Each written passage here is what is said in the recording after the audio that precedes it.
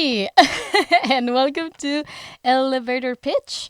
This is a podcast that's been months in the making. Yeah, we started this. When did we come up with the idea? February, I guess. I think even before that, like when we had all these crazy conversations and we thought, we should have a podcast. But I think, in February it was like, okay, let's do this. Let's actually do this. And Yeah. then, life got in the way and then And then Corona. COVID happened.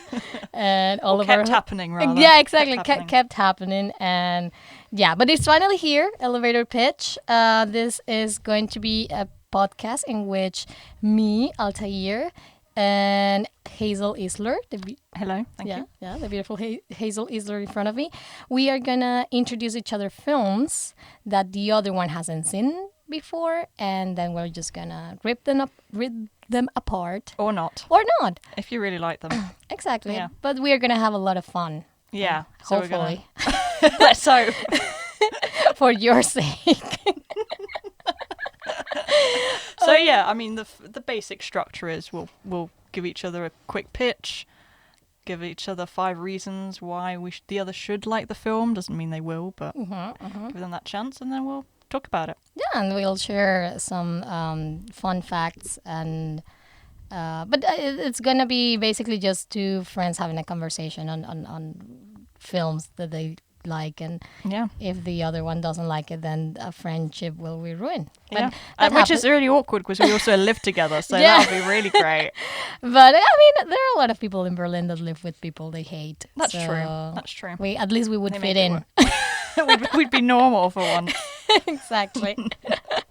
But sometimes we're gonna have several special episodes. Sometimes we're gonna have like a special guest, and some other times we're gonna spice it up a little bit and maybe talk about something else.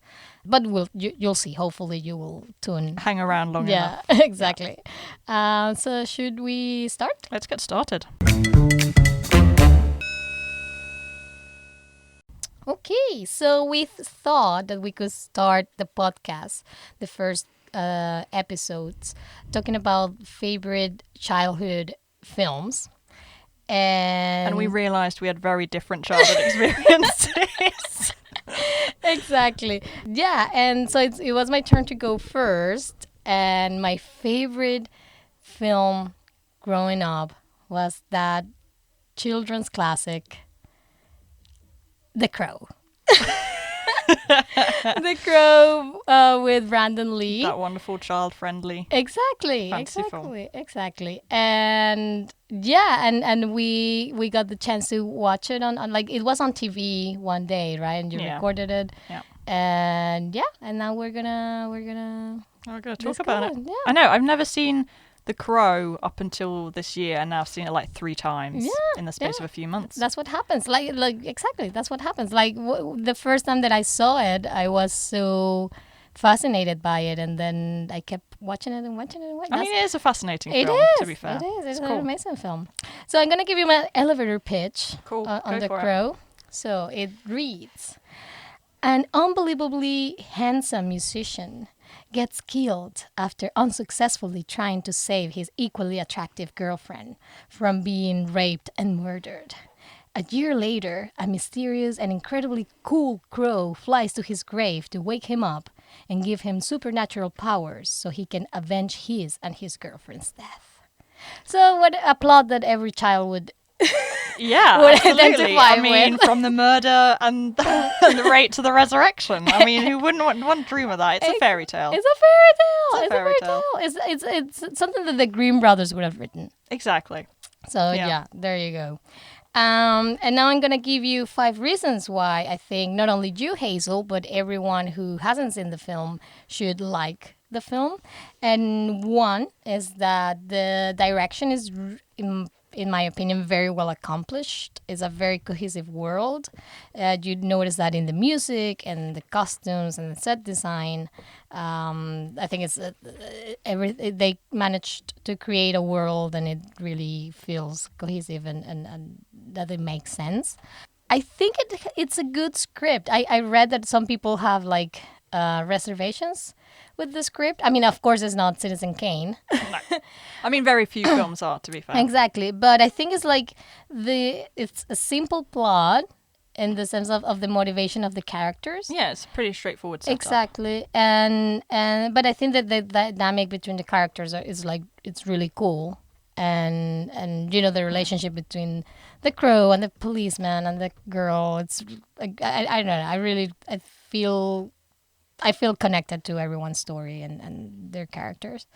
Then I have that it has amazing cinematography, like the shots, the lights, the camera movement. I think. Can I already say that your points are already far more cinematic and analytical than mine for my film?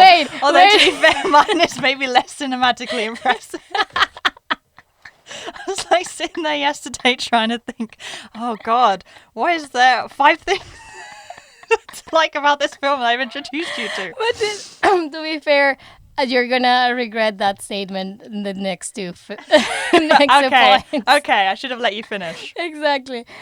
So no, I think that the cinematography is really cool. Yeah, it definitely is. It's very unique. It's very like of its own thing. Yeah, so I really like it. Okay, and number 4 is that it features a badass crow.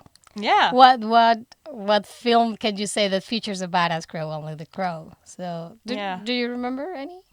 Well, give me time, maybe. Yeah, okay. Yeah, I'm trying to think where there's like a cool, I guess, bird that, yeah. I don't know, Aladdin. That's not a badass crow. That's not a great bird.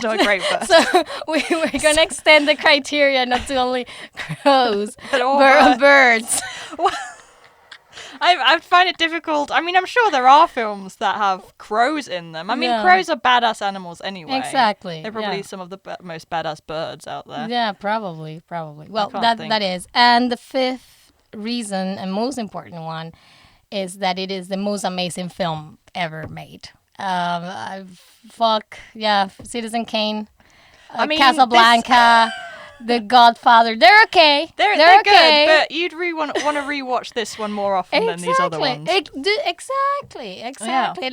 And I guess that's the central question, isn't it? Now it's like what defines art? Good craftsmanship or rewatchability? But that's the thing. This has both. I think it has a good technical things. And it's very you can watch it and and that is my pitch. So now tell me what you thought about The Crow. No, yeah, I mean, I really liked it. Like, I agree with you. It's a very unique visual experience. I think it's a simple setup. I think as you noticed yesterday, most of my notes were concerning the rules and the law of this whole fantasy world. But yeah, I think the performances are really good.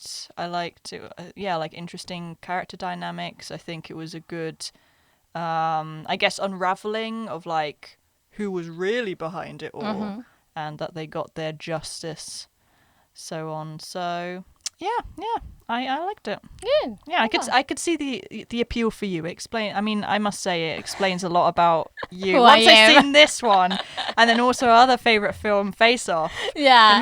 There's so many things make sense now. Yeah, I had a außergewöhnliche childhood. Yeah. I'm still amazed that was it your grandma who let you watch this film on TV? Yeah, because when I was a kid, we didn't have cable or satellite or any of those fancy things that kids have now, and there was a channel on TV, like a national open broadcasters that they would show almost every week. They would show The Crow and Face Off. Wow. And one back to back usually. Wow. Like it would be first. No, that's a good combo. Yeah. I love that those were the 2 films they got the rights to. Of all the films in the world to pick from. Exactly. And and my grandma was the one who said, probably she just wanted me to leave her alone or something, and just said, watch the film is about the crow. And little did she know that it would shape my entire personality. There you go. Yeah. Cool. Yeah. I mean, we can just get into it, I guess. Yeah. If for anyone who hasn't seen The Crow, spoilers. Yeah. I guess we're going to get into the plot now, but I would advise watching. When did it come out? 1994. Yeah. So yeah, I guess plenty of time. you kids would say it's a classic. And it is, That's old but people.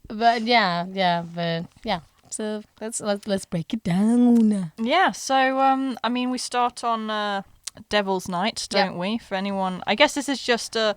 I think they say it later on in the film that they've dubbed it Devil's Night in the reality that the film is playing because of all these fires that are set and stuff, isn't it? Yeah. So yeah, it's Devil's Night is 30th of October, Yep. and that was my first question. Why not do all this stuff on Halloween? Surely that would make more sense. Yeah. I think maybe that's always been. Of course, as a kid, I wouldn't question that, I guess, like because for example in Venezuela there's no Halloween. Now people celebrate it, but back when I was a kid that was like an American thing, so I wouldn't question that. But now I do think, oh, why? Yeah, interesting. Why on Devils? Maybe it's because the like Halloween the day, maybe it's too mainstream. For this film, maybe because from what I understand of the origins of Halloween, I think that's like a day when spirits cross over or something. Yeah, So it I would make think more so. sense Yeah. for a film about a resurrection. Yeah. But Yeah. it does sound cool, Devil's Yeah, Night. maybe that's the thing. Maybe they couldn't rename Halloween. That would have been stupid. So they just decided, okay, It'll be the day before Halloween, and we'll call it Devil's Night. I mean, who knows? This might be because it's based on a graphic novel, isn't Yeah, it? So yeah. it might be in the. In the graphic novel. Yeah, and maybe it's also. I mean, I here like making shit up. Like maybe it's just okay if Halloween is the day that the spirits come back to life.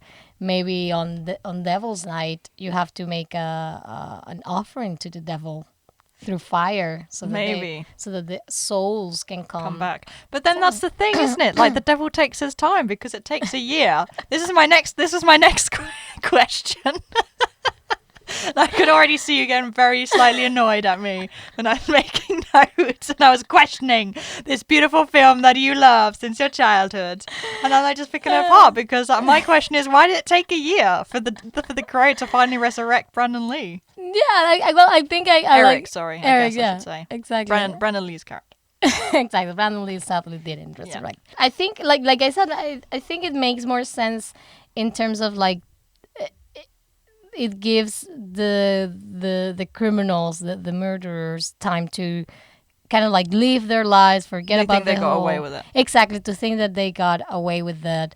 And I guess that element of surprise. Maybe if it I mean, had, that shows you how evil that crow is. Not Yeah. evil, but you know, yeah, lulling them into a false sense of security. yeah, like life. Like in life, we Yeah. are lulled. Yeah. So that's I guess, I mean, it just in terms of script writing, I guess it's cooler. You know, you give this people the time to Readjust, I and guess. everyone to kind of like get used to the idea that these people are dead. Yeah, because I guess it's more of a surprise for like the cop and the girl, Sarah. Yeah. So I guess it's because of that. Okay, it's and it sounds cooler. Yeah. That It's a 1 year on later. the next day. On the next the next day. Yeah, That's true. Yeah, maybe That's there's true. just a And lot maybe- of paperwork he maybe- has to fill out. The crow. Maybe he has to fill out like a full. It's a German kind of thing, It's a you German, know. It was a German crow. What we Exactly. didn't know is this was set in like a Germanic Exactly. village. Exactly. There's a lot of bureaucracy that he has to. But again, I guess, I mean, again, this I could nitpick into this, Yeah. but for the sake of argument, yeah. I guess we wouldn't have been buried the next day. Maybe they need to be buried genau. or something. I don't Exactly. know, for the Exactly. crow to resurrect them. Yeah. Exactly. Yeah. Yeah. Probably. Okay. Yeah. But do you think this was another question I Yeah. had. Does someone have to unjustly die on Devil's Night? Yeah. Or is it just anyone unjustly killed any time of the year? Yeah. I guess the whole thing with being wrongfully killed is like a requisite. Yeah, definitely. Definitely. On being on Devil's Night, I guess it's just because it's cool. It's cool. Because like if you look at the other franchise, like the other films sequels. of the franchise, like this, all the characters are wrongfully killed. But not all of them take place in Devil's Night. So I guess that it was just cool that it was like, one day before Halloween. Maybe it's also, sorry, it also has to do with the costume. You know, maybe it's easier to go unnoticed on Halloween the next day. That's true. I hadn't thought about that. People wouldn't have But asked so many questions. No, because then are you telling me that every guy or gal who gets resurrected is going to put some weird Halloween makeup on?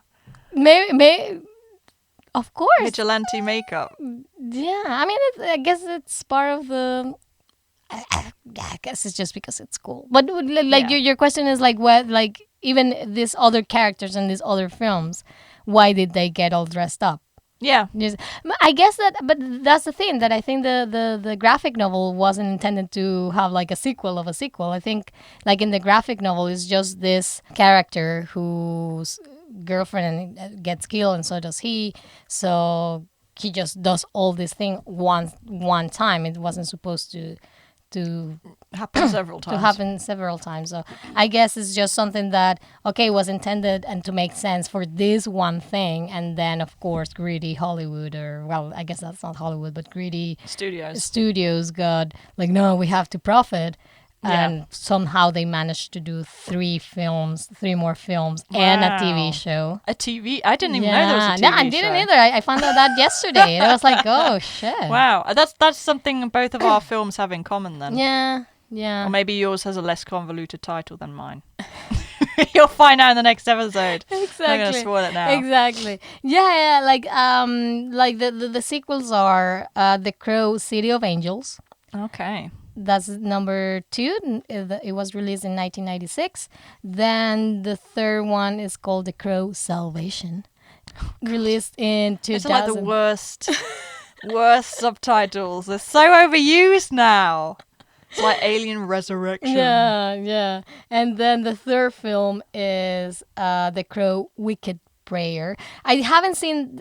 I know this is the fourth one. Yeah. No, exactly, because the one that we saw is The Crow, the first one. Then the second one is City of Angels. Third one, Salvation, and 4, Wicked Prayer. That I haven't seen. I saw City of Angels and Salvation. But the plot of Wicked Prayer, like I started reading it yesterday. I was like, oh, come on. How did this movie get made? Like it was about like this town, and there's like a satanic circle, and they're doing like sacrifice. I was like, this is too much bullshit for me. So it's like they did like a full Halloween. Yeah. Halloween 5. Yeah, I don't know. Like, God, no. And then the TV show is called The Crow, Stairway to Heaven. I mean, I'm wondering. I mean, I obviously know this film is like a cult classic, and is probably. I'm not going to say more famous for what unfortunately happened to Brandon Lee, but it makes me wonder: was it? I don't know, that big a thing that it warranted all these sequels? Were like people that interested? I mean, particularly, I guess, as it seems like the sequels were far poorer in quality than the first one. Yeah, that's something that I cannot, because I kind of understand why they would want to do the second one. You know, because probably The Crow, like it got like good reviews, and the whole thing surrounding Brandon Lee's death and everything. Like I think it had everything to get into this cult status and to be respected and blah blah blah. And I get, okay, we can make a second one, but after that one didn't turn out okay. Why would you do 2 more films and a TV show? Maybe they're just playing on the nostalgia of people, because I saw these films, like the second and the third one, because I remember when I saw that the second one was going to come on TV, like I was very, very excited. I was like, yeah, this is going to be awesome. And it wasn't. And yet I saw, The Crow 3. Okay, let's give them another chance. Give them one more chance. And then I saw that, and it was, Yeah. So I guess they're playing on I think you feel a certain sense of responsibility as a fan of the first one to at least to watch the other ones to just piss on them. I think. I don't know. Have you never done that? Like just to go and watch a film, Well, just to. it depends how, because I know there's like, I'm trying to think of, like franchise. Like I love Alien and I Yeah. love Aliens, Yeah. and I haven't seen the third one, but I have seen the fourth one, and it's god awful. And I also know that Alien 3 undoes basically everything that Aliens did. Yeah. So I think, and then with the prequels, and I think if you're a fan and you really love these films, the first two good ones, you kind of want to hang on to that before it got ruined Yeah. by more sequels. Yeah. Yeah. Yeah, I don't know. Like, of course, like I saw like the other two, the Crow films, when I was still a kid. I don't think I had developed this conscious passion for film. So I just wanted to watch it. I think like looking for the same thing that I found in the first one, and maybe that's the thing. They count on all these little weirdos Like yourself. like me trying to find that thing that clicked with you in the first one. And like I wouldn't watch the fourth one now because No. it's like I read the plot. I Yeah. was like, okay, this is I bullshit. mean, I could see, yeah, I could see that if you really love the first one and you gave the second one a chance and okay, it wasn't great, and then the third one came out and you kind of think, okay, I'll give you one more chance. Yeah. I could see that people Yeah. but up until 4, it's like I don't think so. Yeah, yeah. And there were They're plans. remaking it, aren't they? There were plans to remake it, and Jason Momoa was supposed to play. Yeah, my ladies, Jason Momoa. Imagine But that that's like sexy insane. beast. I'm sorry, but that's like, I mean, I think what I kind of liked, I think Brennan Lee is like good because he looks kind of fairly average, like his average build. I mean, you know? he's really hard. He is hot, yeah, definitely. But in a constrained kind of way, in a goth Yeah. kind of way. Yeah. Like Jason Momoa is like, He's, yeah. like you wouldn't He's- even mess with him being No, exactly. like Even alive. if he were alive, you Yeah. wouldn't mess with him, let alone when he had Yeah. immortal superpowers Exactly. and a crow. But he's also just the build, Yeah. unless they're gonna do a Captain America thing where they fuse his head onto Yeah. like Yeah, like a tiny body. a tiny body. Maybe. Yeah, the like beginning. maybe that's why it I mean, never to be came fair, out. you don't really see like Brandon like after he gets killed. You Yeah. don't really see him. You have the flashbacks. Yeah. But, Yeah. I mean, I guess you could make it work. But I think he's, I don't know, for that role is too. Yeah, He's Jason exactly, Momoa. because I in a way, I guess the Crow is this renegade, this underdog in a way that is like a Yeah. dark yeah. soul. They were just this average couple. Yeah. Yeah, and I think Jason Momoa, especially since we associate, like I associate him with like Game of Thrones and being this An Aquaman. sadly we have many notes on Aquaman. sadly because of Aquaman, but he's like just this cool guy from that you just want to go to the beach with. Yeah. He seems And too chill. He doesn't think exactly. He doesn't seem like he would. There's something that could torment him. Yeah. Although I haven't Yeah. seen him in Game of Thrones, to be fair, and I know that's Okay. a darker role that he played. Yeah, but I mean, I haven't. I apologize to everyone who has already seen Game of Thrones. I've only seen. We're like the last two people in the world who haven't exactly. seen it. I've only seen the first 2 episodes. I know that his character is like this very like I don't know if soldier is the right word, but it's like this big guy, very sexy, and I'm not gonna talk about this character because I don't know it. To be We fair. shouldn't really talk about stuff we don't know about. Exactly, but We're getting a bit sidetracked otherwise. yeah, exactly. No, but I think it's a different kind of darkness than the one Yeah. that the Crow would require. Yeah. But well, that's dead. Oh, anyway, after that long rant, the remake isn't going to get made anyway. Long story short. But what I read is that there are people interested in rebuying the copyright so that they can do it. Okay. I don't know who could make it though. I guess that's Probably like Timothée Chalamet, maybe. Timothy Chalamet. How do you say Timothy. Yeah, I think it's Timothy. Timothy. Timothy Chalamet. Him. Maybe Yeah, he could. that guy. That guy. Maybe he could play it if he builds a little bit of muscle. Maybe. Yeah, I could see it with the hair and stuff. couldn't you? Yeah. Yeah. Yeah. If he built up. Yeah, a little bit maybe. Yeah. Especially because everyone's ruling over him now. That's true. So maybe. Well, That's true. That there you go. If you get casted, you can thank both of us. Exactly. We And were the share ones your who, profit. Yeah. Yeah. But yeah, so we got a bit sidetracked there. Yeah. Sorry. That's what happens with It's all podcasts. interesting. This is what happens. These are like our daily conversations. Yeah. Yeah. So as to begin with, we start on Devil's Night. We have like a little subtitle, 30th of October, Devil's Night. Yeah.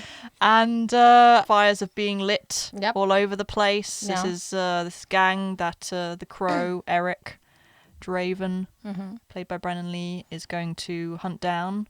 But yeah, and it starts with Eric has been thrown out the window. Yep. He's dead.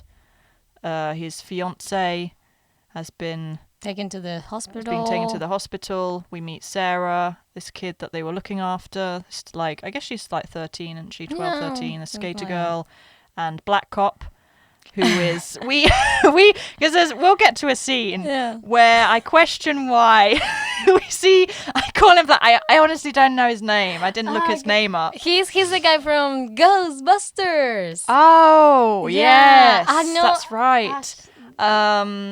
So I don't want to sound racist. It sounded like She's no. I was Swiss, questioning. so you have to. You I am have white. to apologize. No, because I was the reason I question it is because there is a scene later on. We'll get to it Yeah. where the main cop guy, is at home. He's in like just some boxer shorts and a Yeah. t-shirt, but he still has his cop hat on, Yeah. his Yeah. police hat on until Eric comes in, until the Crow comes in, and he's like, "Why are you still wearing your hat?" Yeah. So we wonder if, because there's two other black guys Yeah. who are the bad guys. Yeah. Yeah. And we wondered if at the time, this was 1994, Four. they wondered if people wouldn't be able to differentiate the Between black the guys. other So two. they thought, okay, you have to wear your cop hat So that they know that whilst you're a you're still at cop. home. Exactly, so they know who you are. Yeah. But no, so we meet him, and then obviously, unfortunately, not Sarah. The girlfriend, girlfriend. the Yeah. Yeah. I don't remember. She her dies. name. Yeah. And then we pretty much fast forward pretty quickly to a year later. The Crow, we have the two gravestones, Shelley and Eric, next to Yeah. each other. And then the Crow shows up. This is another question I Yeah. have. Again, take it with a grain of salt. Yeah. Why does it only resurrect him?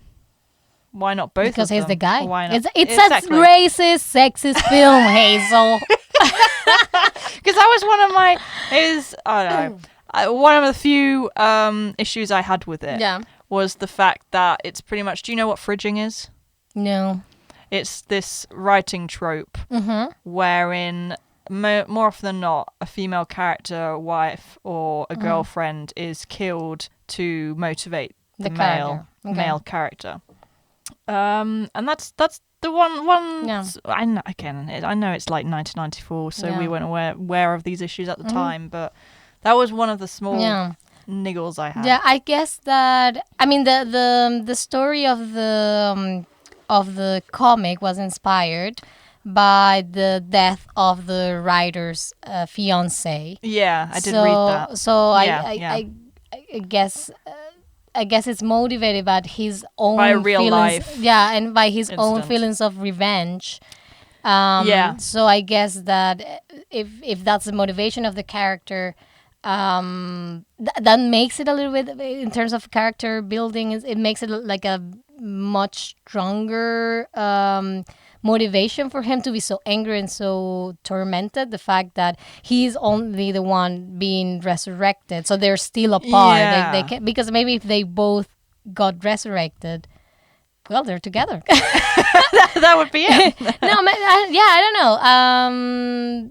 I do remember reading. I did a little bit of research and reading that. I think his girlfriend was the writer's girlfriend was. Yeah, I guess killed. that in this day and age, you could resurrect the girlfriend. Yeah. And she could avenge both their death. Yeah. But it was 1994. So and it was too cool. Yeah. Yeah. And I guess that again, since the motivation is like very personal, I guess that the author of the comic felt identified with this male in those character. Terms, I think maybe I'm just looking at it from a modern perspective because it does happen a lot. I think. Yeah. No, definitely. Okay. Cool. So we've cleared that up. Yeah. So then he's staggering. He's brought back to life. Yep. Staggers back to his apartment, which is in ruins. And then we finally get these. He's tormented by these flashbacks of the night. We finally see what happened. Mm-hmm. And then comes the sequence, which I guess in an age where we didn't have so many superhero films, maybe wouldn't seem so dated? out of place. Mm-hmm. I mean, again, it's a cool sequence where he decides to put on some makeup and a black shirt and he is now the Crow. But I just found it funny in the context. It was like, when I really break it down, I'm like, you've just been resurrected from the dead. No. You're confused, and one of the first things you do is slap on some white makeup and a black t-shirt. I do think that it's just like a cool device to have, because it's not even that he's doing it to protect his identity, because he tells everyone who he is, and he wants them to know who he is. Yeah. So I think it's just like it's just a cool. It's just cool. Everything about this film is cool. Yeah. If you really break it down, it's stupid, but it's cool. None of it's like, this makes no sense, but it's really, really cool. I don't know. Like, for me, it of course, like, I saw this film years ago before I ever. I don't know if that was like my quote unquote like first superhero film. I don't know, probably not. But yeah, like, to me, I get how for you it's a little bit overused. The fact that you've already seen that sequence in all the 3,000 million of films, superhero films that we've seen. That they all have this sequence where they get ready. And and they make their costume. Yeah. But I guess maybe it's necessary for like this kind of plot. You need this element of transformation, of visually seeing. Like how the transformation goes from dead guy, from resurrected guy to the Crow. The Crow. Yeah. Because there are some great guitar solos. Yeah. So then, and then he goes after one of the bad guys. No. Stabs him with his own knives. Yeah. I also that was one of the things I liked. I liked how he kind of every kill was different, so it was very specific to that person. Yeah. So like the first guy has like loads of knives, so he gets killed with his own knives, many knives. And then the Crow has time to paint a logo on the wall after his first. Yeah, after like his one first does kill. after one After kills. one does, Yeah, exactly. When did he find the time? No. This plays out over. Is it 2 days? 2 nights? Yeah, I think exactly. I think like already by Halloween. He goes back. And then it's the store next, isn't it? The pawn shop. Yeah. That he goes to. He blows up there. He gets his engagement ring, but he that they doesn't kill stole. him. He doesn't kill him. No, he just blows it up. Yeah. Steals a guitar beforehand. Yeah, of course. To play because he was in a rock band. Yep. And then he meets the cop again. And they have. I think that's the first time that they actually meet after he's dead. Yeah. This is the first one. Yeah. First time. And then does he kill the drug addict then? Yeah, like I think. I think the only people he doesn't kill is the pawn shop guy. Yeah. And the mom. The mom. Sarah's mom. Sarah's mom. And the other guy. Like, yeah, exactly. Remember the other guy who was with the guy he blows up in the car.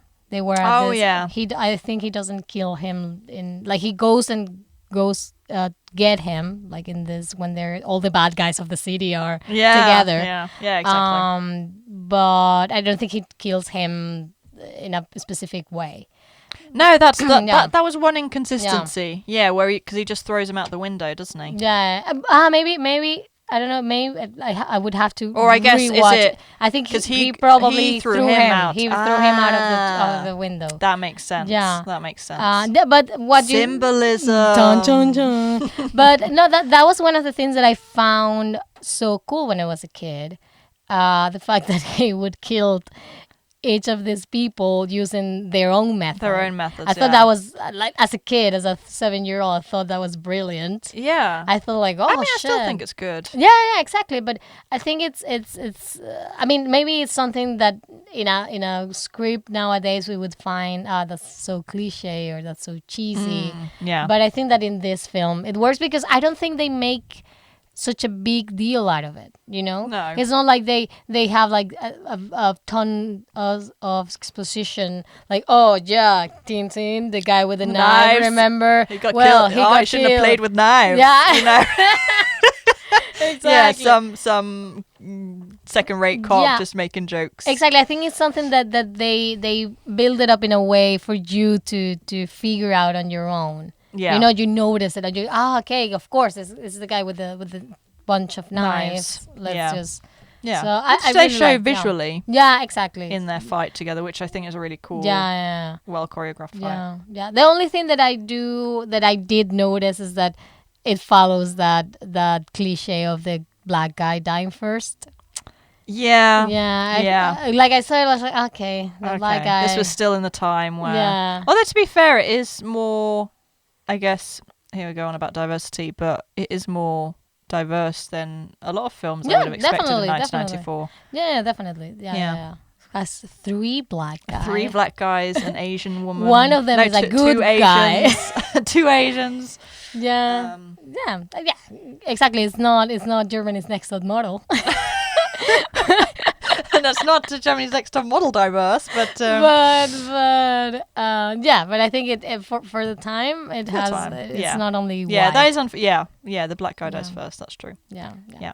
That was still true. Yeah, so then he goes after all of them individually, one Yeah. at a time. There's one Yeah. guy I guess he kills him with, like, does he stab him with needles, loads of needles? Yeah, exactly. Like I guess he just injects whatever drug he Yeah. was shooting. He injects in his heart so that he Yeah. just dies. And then he And then I think he draws the like a little. Does he? draw. No, I think he. God, but- that's really No. intricate. I mean, seriously, like, how much time this is playing over 2 days, and it's like he has taken so much time just I mean, you have to leaving do, his logo behind so that Yeah, everyone it's knows. branding. Yeah. Yeah. So he kills this guy, Fun Boy. Fun boy, that's right. With Kind the of drugs. Gets to Sarah's mom and says, Yeah. like, you need to Take care of your change daughter. your ways, Yeah. which she does. Yeah.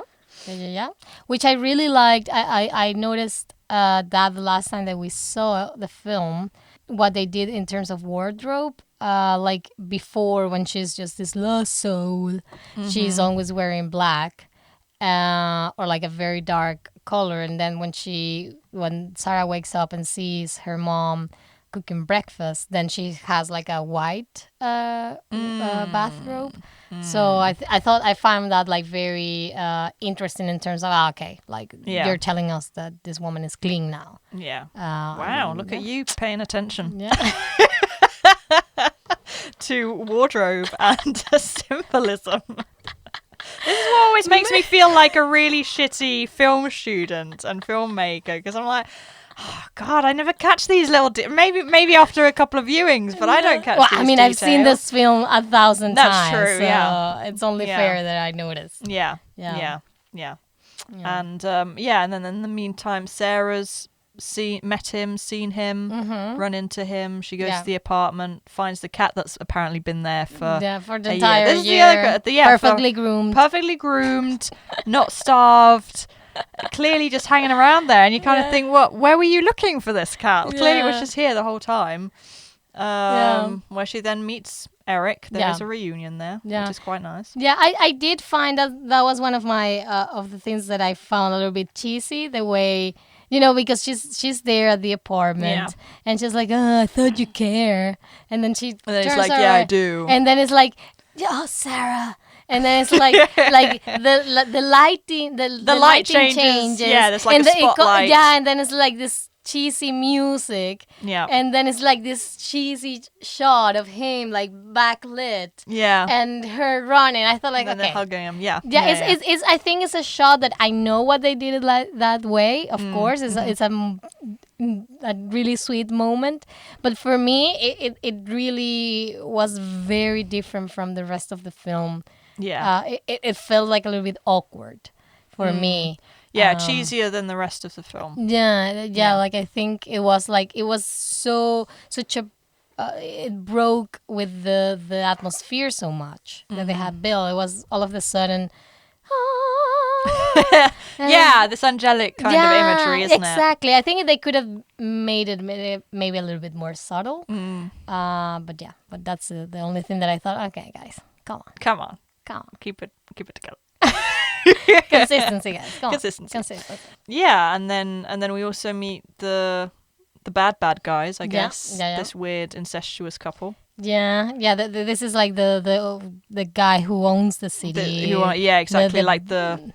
I don't know. Is it like a drug lord, a mob? Yeah, exactly. Like It's kind of like play with both images. He has the first time that we see him, like he's on this bed, and there's this woman there who's naked, and he's like, okay, this guy just got laid, and then we see this Asian woman taking a shower, like, okay, this guy's a womanizer, and then we find out that the girl on the bed is dead. Dun, dun, dun. And the Asian woman wants to take her eyes out. Yeah, she has a thing for eyes. Yeah, and then they are like the two guys. I mean, I think that they play with the fact that he's the criminal and she's just this kind of like mysterious into his the mistress, I guess. And she's very into the magic and the supernatural stuff. That's one thing maybe I feel like, because then you explained to me at the end why she holds on to the crow, and I think that needs to be better set up.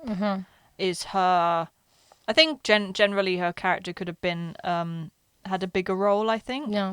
But I think it needed to be better set up that she understands this kind of supernatural. That she's sort of into this magic stuff. Because she's obviously the one who understands then the connection between him and the crow.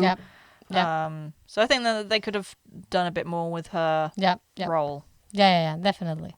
And then but she's still pretty cool. No, she's pretty cool. Like I think you get to hate her a little bit. Like I used to hate her like in not as you're a stupid woman, but in the terms that she almost got the crow killed. Yeah. So I hated the character for that. Like, oh my god! But I think like in a good way, that's what you're supposed to feel towards this character, so that eventually her own death it turns out like a satisfaction, like a relief, the bitch is dead. Thank God the bitch is dead. Exactly. And then he starts picking them off. They start to get, I guess, a little bit worried. Maybe. Then they have this big meeting. All the bad guys in the city come together on this round table, and then who shows up but the crow? Of course. And just bulldozes them all down in a hail of bullets. Mows them all down, sorry. Yeah, and they have like this, like it's a pretty cool battle, I would have to say, because it's not only like shots, but he also gets to fight with like swords that the guy has. Yeah, this is where the cool fight choreography comes in. Yeah, exactly, because I don't think it's a film like packed with tons of action in the sense that there's like a fight scene every 2 scenes. It's not like Mission Impossible or any of the scenes. But that fight is like really cool and I think it's just a perfect film. in every way. In every way, yeah. Yeah, and then she tries to snatch the crow. Yep. She obviously sees the connection, and they get away. And then she's like, "We have to. That's his connection to to this world. So we have to kill the crow or injure the crow Yeah. in order to make him mortal again." Genau. But at this point, Eric, the crow, has fulfilled his mission. He thinks he's killed all the bad guys of the gang that went after them. Yep. Says goodbye to Sarah Yep. at the graveside. And but then it turns out that the bad guys are in the church and they kidnap Sarah. Exactly. Yeah. And he goes after them, and this is where the third black guy comes in. Yeah. Where he's I guess he's the second-hand man, Genau. so to speak. Yeah. Then shoots the crow, injures the crow. So then Eric becomes Mortal. Yeah. again, and then the cop comes in again. Yep. Yep. They have a big shootout. Climb to the top of the church tower. Yes, and then she's grabbed the crow in the meantime. Yeah. And then this is where my question came up of why doesn't she just kill the crow, Yeah. like wring his neck or whatever. But then you explained to me that she wanted to. Yeah, she I wanted missed that. to have. Yeah, I don't think it gets like you said. There's no scene in where she makes that desire. She speaks that desire out. You know, she says, okay, the crow is his connection between the world of the dead and the living, and that's it. And she says something like, hey, you get the crow, you get the guy, and that's it. And that's it. And then she just grabs it and she just wants it there. And I guess it's one of the things that I don't know why, but I always knew, Oh, okay. you know, but I know that there's no scene in which they explain that. Maybe Yeah. it was my own desire to have the power of the crow that made me, The crow's power. yeah. So that's what or maybe it's just a big plot hole and I'm just trying to justify it. No, but it makes sense yeah. that maybe she wants the power for herself and for the brother / lover. Exactly. Yeah. But then the crow is like, I'm not having this, and pecks her eyes out. Yep. And she falls. Yeah, and dies. Falls and dies. And then Eric goes after the brother. Yep. The boss man. They have a fight on the roof in the Yeah. rain. It always seems to rain as well. Yeah. That's one of the things. Yeah. Um, Like in all the best films. yeah. It's always raining. It's always dark. It's always raining. Yeah. And and then he took Sarah up onto the roof, Yeah. and then she's clinging onto the roof, and Eric and the bad guy are like fighting, and he stabs Eric, Yep. and you think, no, Yeah, exactly. No. this is it. And then Eric uses his memories. Yeah. I guess Yeah. there's something we skipped over that he gets the memories of Shelley's last hours from the cop. Yep. Sort of he touches him and gets that. I guess that's part of his powers. Yeah. Yeah. And then he transfers that to All that pain. all that suffering onto the bad guy. Yeah, and He it's falls. exactly so unbearable that he just falls He just lets go. and gets impaled by this. That's a cool shot. Yeah, it's a really cool. That's a real cool shot. cool film. Everything is cool in this film. And then he dies. The guy dies, and the crow. Yeah, Eric can find peace. Shelley Yeah. kind of, I guess, a ghostly apparition. She Yeah. comes to take him, Yeah, I guess, to the afterlife. yeah, and then they live happily Happy ever ever after in the afterworld. Yeah. Yep. There you go. Everyone is avenged. Yeah, yeah, Yeah. yeah. Sarah got her mom back. That's and- yeah. Yeah. There's no change in the cop's life. Well, he does say that he's gonna quit smoking. Oh, that's so true. I guess true. that's a good I mean, I character guess- arc for him.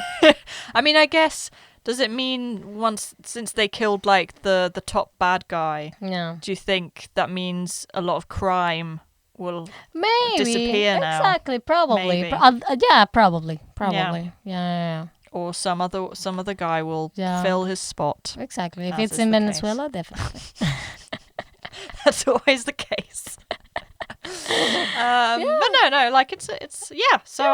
I can safely say I enjoyed it. It's a really cool film. I'm glad you did. I guess moving on to the rating. Yeah. I guess Yeah. we're gonna give each film a personalized rating. Yeah. So out of 10 crows, Yeah. I would give this, I think, a 9. I Okay. think. Cool. Yeah. Cool. Yeah. There's some. I think it's just some writing tropes. I think Yeah. just Yeah. some things that maybe haven't aged quite as Yeah. well. But yeah, on the whole, Cool. pretty cool. I Cool. can see why you like it. Ah, I can see cool. why it's a cool classic. It's very unique Yeah. visually. Yeah. It's a cool story. Awesome. Yeah. I won't be moving out anytime soon then. Cool. Disaster averted. Yeah. For me, like I joked yesterday, like I would give it like a million crows. If you could. And I would give it 2 million. No, I'm gonna stick to 10 because I just think it's such a great film, and it could have been. I think you see other films of the time and they were cool back then, but now you see it doesn't work anymore, and I think this holds up really well. Yeah. So Yeah. and I mean, yeah. it doesn't use like a lot of CG effects. Yeah. So there's a lot of practical stuff, stunt work, pyrotechnic And in effects. retrospective, they could have used more CGI. They could, Yeah. But So it I holds think up in that and sense. I love, like I was looking a little bit about the researching a little bit about the soundtrack, and like the soundtrack for me is like something very important, and it has like so many cool bands. If there are any music fans listening to the podcast, like they have The Cure, Rage Against the Machine, Nine Inch Nails, Pantera, Stone Temple Pilots. I think it's like, woof, Yeah, it's that was one such of my notes, is cool soundtrack. It's such a great sound. I Yeah. think everything makes sense. So 10 crows. 10 crows out of 10. Crows. Yeah. There you Yeah, go. Yeah. We just want to do one quick section. Yeah. Because we speak multiple languages. Yep. We live in a city where many languages are spoken. Yep. And we have come across some film titles that are some weird translations Yep. or some funny translations. Yeah. So I'm just going to give you 2 today. Okay. One of which is, I had a rant about this. Yeah. Taken. So you would think Taken this is the German title, mind Yeah. you, and the German title for Taken is 96 hours. Now, obviously, in the context of the film, he has 96 hours to find his daughter. Yeah. But surely, as a German person, Yeah. you'd find it easier to say Taken than 96 hours. Yeah, because it's And not it's like not 96 not 90 Stunden. gonna. It's 96 hours. Why? I mean, I have many issues with Taken. Yeah. But yeah, I was very surprised when I saw that, Yeah. and it's called 96 hours. Yeah. It's weird. Yeah, I guess that. Yeah.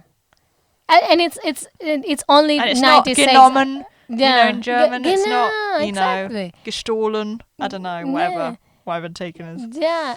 Yeah, because it's not taken 96 hours. It's No, just 96 It's just 96 hours. Yeah, that's really It's weird. weird. I don't know Because if surely Taken is snappier. I don't know if it's like they feel so comfortable in their population's knowledge of English. There's like, dunno. taken is not long enough for us.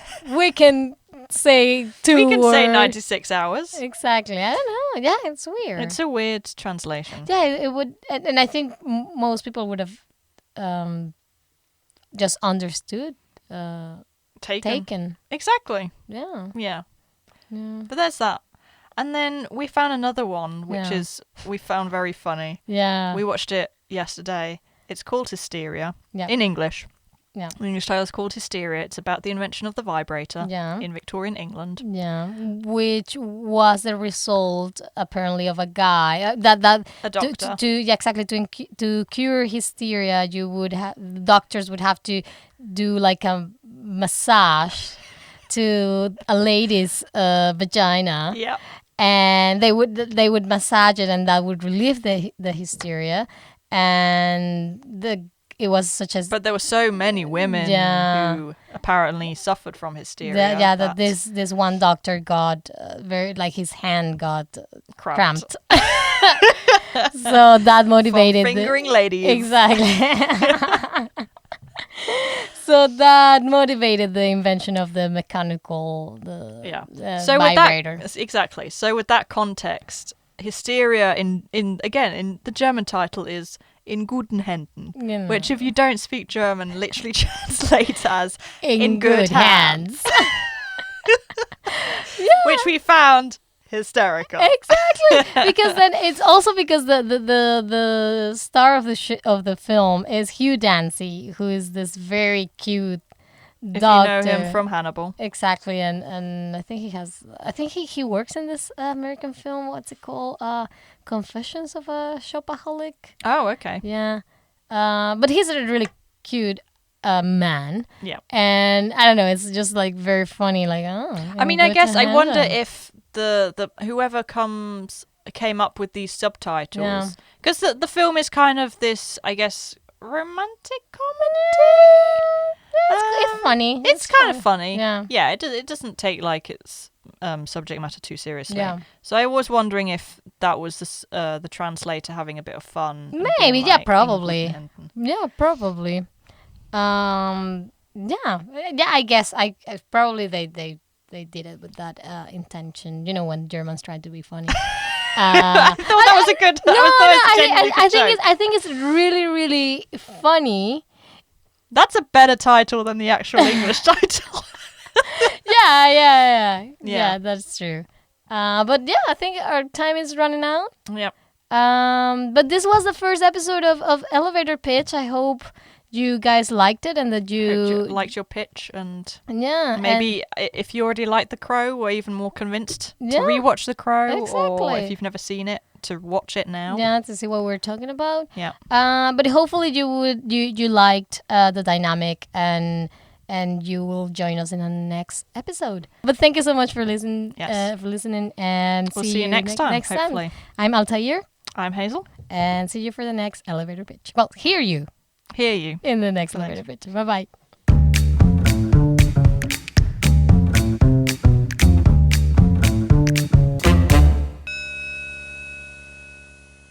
If you like this episode, why not hit that subscribe button so you'll never miss another episode? And if that's still not enough, you can follow us on Instagram at elevatorpitch_pod to stay up to date with all the latest news.